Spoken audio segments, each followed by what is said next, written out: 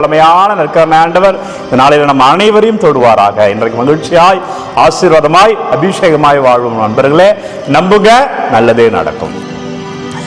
நான் உன்னோடு இருக்கிறேன். இந்த உலகத்துல யார் இருந்தாலும் இல்லை என்றாலும் நான் உன்னோடு இருக்கிறேன் என்கிறார் ஆண்டவர். அதுதான் இன்றைக்கு மைய சிந்தனை. நேற்றைக்கு எப்படி தொடங்கினேனோ அதே சிந்தனையோடு தான் இன்றைக்கும் தொடங்குகிறேன். இந்த உலகத்துல உன்னோடு யார் இருக்கிறார்களோ இல்லையோ என்றாலும் என் ஆண்டவர் நம்மோடு இருக்கிறார். நான் உன்னோடு இருக்கிறேன் என்கிறார். என்னாலும் கடவுள் நம்மோடு. எனவே அந்த கடவுளோடைய ஆசீர்வாதத்தோடு நம்மோடு இருக்கிற அந்த ஆண்டவர் கரங்களை பிடித்துக் கொண்டு அவரோடு இணைந்து இந்த வாழ்க்கையில வென்றெடுக்க இறைவன் நமக்கு அழைப்பு எடுக்கிறார். பிரியமான இறை உறவுகளே, உதாரணத்திற்கு யோவான் நற்செய்தி 5வது அதிகாரம் 6, 7 இறை வார்த்தை தருகிறேன். இந்த 5வது அதிகாரத்தை படித்தீர்கள் என்றால் பெத்சாயிதா குளம் இருக்கும்.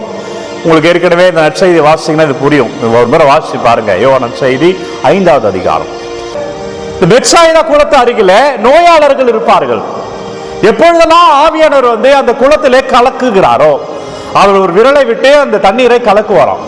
கலக்குகிற பொழுது முதல் நாளா எந்த நோயாளி உள்ளே செல்கிறாரோ அந்த தண்ணீர் உள்ள இறங்குகிறாரோ அவர் சுகம் பெறுவார்.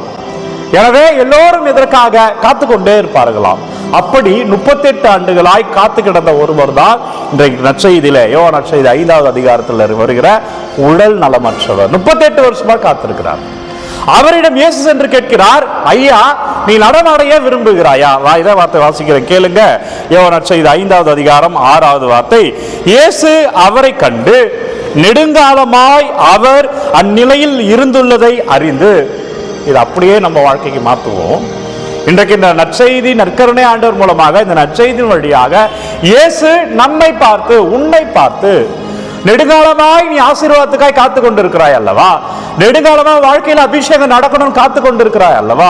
நெடுங்காலமாய் அவர் கிருபையால் நீ தாங்கப்பட வேண்டும் என்று காத்து கொண்டிருக்கிறாய் அல்லவா? எனவே இயேசு நம்மை பார்த்து நலம் பெற விரும்புகிறீரா என்று கேட்கிறார். நலம் பெற விரும்புகிறீரா என்று அவரிடம் கேட்கிறார். பாருங்க, இந்த உடல் நலமற்றவர் தண்ணீர்ல இறங்கணும் தான் நினைச்சிட்டு இருந்தார். இவர் இயேசுவை பார்த்து எதுவுமே கேட்கல. இயேசுதான் அவர்தான் இறைமகன் என்று இந்த உடல் நலமற்றவருக்கு தெரியாது. அங்க எத்தனையோ பேர் இருந்திருப்பார்கள். ஆனால் இயேசுவே அவரிடம் சொல்லுகிறார். சென்ற இயேசு அவரை பார்த்து கேட்கிறார், நீ நலமடைய விரும்புகிறாயா? இன்றைக்கு இந்த ஆராதனை பார்க்கிற, ஜெபத்தை பார்க்கிற நம்மை பார்த்து ஆண்டவர் கேட்கிறார், உன் வாழ்க்கை மாறணும்னு நினைக்கிறியா? எதற்காக ஆண்டவர் அந்த நபரை பார்த்து கேட்டார்? எவ்வளவு பேர் இருந்திருக்கலாம். ஏன் ஒருவரை சந்தித்தார்? இன்றைக்கு நம்ம வாழ்க்கையில கூட எதற்காக இந்த நற்கருணை ஆண்டவர் இன்றைக்கு நீ ஆசீர்வதிக்கப்பட போகிறாய், உனக்கு ஆசீர்வாதம் வேண்டுமா என்று நம்ம பார்த்து கேட்கிறார். எதற்காக நம்மை பார்த்து கேட்கிறார்? எவ்வளவு பேர் இருக்கிறாங்க. நம்ம ஏன் இந்த காணொலி பார்க்க வைக்கிறார்? இறை வார்த்தை வாசிக்கிற பாருங்க, 5வது அதிகாரம் 7வது வார்த்தை. அதற்கு அந்த முதியவர் சொல்லுகிறார், ஐயா, தண்ணீர் கலங்கும் போது என்னை குளத்தில் இறக்கிவிட ஆள் இல்லை, நான் போவதற்கு முன் வேறொருவர் இறங்கி விடுகிறார் என்று உடல் நலமற்றவர் அவரிடம் கூறினார். அதாவது சொல்றாரு, ஐயா, என்னை உள்ள கொண்டு போய் விடுறதுக்கு யாரும் இல்லை.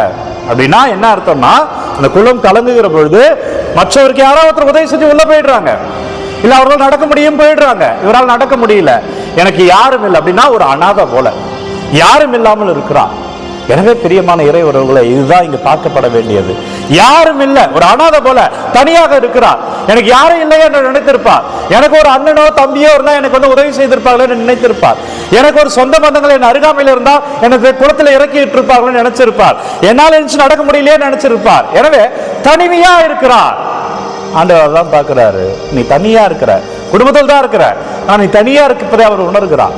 சொந்த பந்தங்களோடு தான் இருக்கிற, ஆனால் தனியா போராடி கொண்டிருப்பதை அவர் வெறும் பார்த்து கொண்டிருக்கிறார். எனவே அதனால்தான் ஆண்டவர் இன்றைக்கு உன்னை பார்த்து கேட்கிறார். அந்த காரணம் யாரை பார்க்குறீங்களோ விசுவாசத்தில் நம்புங்க.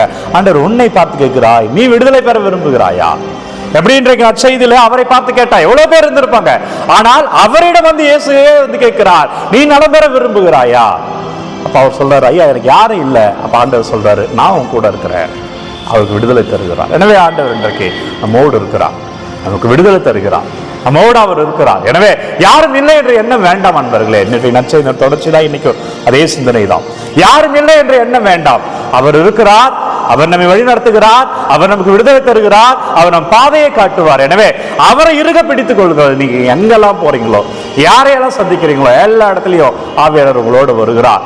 நீங்க விடுதலையை பார்ப்பீங்க, ஆசீர்வாதத்தை பார்ப்பீங்க. செபிங்க. நன்றி அப்பா, வல்லவரை நன்றி, நல்லவரை நன்றி. ஒவ்வொருவரையும் தொடுங்க அப்பா. ஒவ்வொருவரையும் ஆசீர்வதிங்கிறார். எங்களோடு வருகிறேன் என்று சொல்லுகிறேன். இந்த காணொலியில் ஜெபிக்கிற ஒவ்வொரு பிள்ளைகளையும் ஒப்பு கொடுக்கிறேன். ஆண்டவரே நீங்க வழி நடத்துங்க. ஆண்டவரே நீங்க ஆசீர்வதிங்க. உங்கள் வல்லமை நாங்கள் காணும்படி செய்யுங்க. உங்க அபிஷேகத்தை காணும்படி செய்யுங்க. இயேசு கிறிஸ்துவின் திருப்பெயரால் நீங்க மகிழ்ச்சியாய் இருப்பீர்கள். அப்பா என்னவெல்லாம் விண்ணப்பங்கள் அனுப்புகிறாலும் கமெண்ட்ல என்னவெல்லாம் தேவைகளோ அனுப்பி கொண்டே இருக்கிறார்களோ ஒவ்வொன்றையும் உங்கள் பாதத்தில் வைக்கிறேன். நீங்க தொடுங்க, நீங்க வழி நடத்துங்க ஆண்டவரே. ஒவ்வொரு விண்ணப்பங்களும் ஆசீர்வதிங்க தகப்பனே. பிள்ளைகள் நம்பிக்கையோடு அனுப்பி கொண்டே இருக்கிறாங்க. ஃபாதர் ஜெபிங்க, ஃபாதர் ஜெபிங்க என்று பல்வேறு கருத்துக்களை அனுப்பி கொண்டிருக்கிறார்களோ ஒவ்வொரு கருத்துக்களும் ஆசீர்வாதமாக மாறுவதாக. இயேசு கிறிஸ்துவின் பெயரால் விடுதலை காண்பீர்களாக. வல்லமையான நற்கருணை ஆண்டவர் தோ நீங்கள் அனுப்பிய நீங்கள் கேட்ட உங்கள் ஜெப தேவைகளை அபிஷேகமாய் ஆசீர்வதித்து தருவாராக. வல்லமையான இறை கிருபையிலே மகிழ்ச்சியா வாழ்வீங்க. நல்லது நடக்கும். ஆண்டவர் உங்களை ஆசீர்வதிக்கிறார். இன்னைக்கு தினம் கொண்டு மகிழ்ச்சியா இருப்பீங்க. நமக்கு நல்லது நடக்கும். ஒவ்வொரு நாளும் விடியற் காலை 3 மணிக்கு இந்த ஆராதனை வழங்கி கொண்டிருக்கிற யாருக்கு தேவை என்று நினைக்கிறீர்களோ அவரோடு பகிர்ந்து கொள்ளுங்கள். உங்கள் ஜெப தேவைகளை கமெண்ட்ல அனுப்புங்க. உங்களுக்காக நான் என்னுடைய தனி ஜெபத்துல இந்த ஆராதனையில என்னுடைய திருப்பலியில உங்களுக்காக ஒப்பு கொடுத்து ஜெபிக்கிறேன். God bless you. Take care. Have a nice day. எல்லாம் வல்ல இறைவன் தந்தை, மகன், தூய ஆவியார் உங்கள் அனைவரும் நிறைவாய் ஆசீர்வதிப்பாராக. ஆண்டவர் இயேசு சாமியின் பெயரில் இன்றைக்கு மகிழ்ச்சியாய் வாழ்வீர்கள். ஆசீர்வாதங்களை பார்ப்பீர்கள். இறைவன் உங்களோடு வருகிறார். அன்பர்களே, இந்த காணொளி யாருக்கு தேவை என்று நினைக்கிறீர்களோ அவர்களோடு பகிர்ந்து கொள்ளுங்க. God bless you.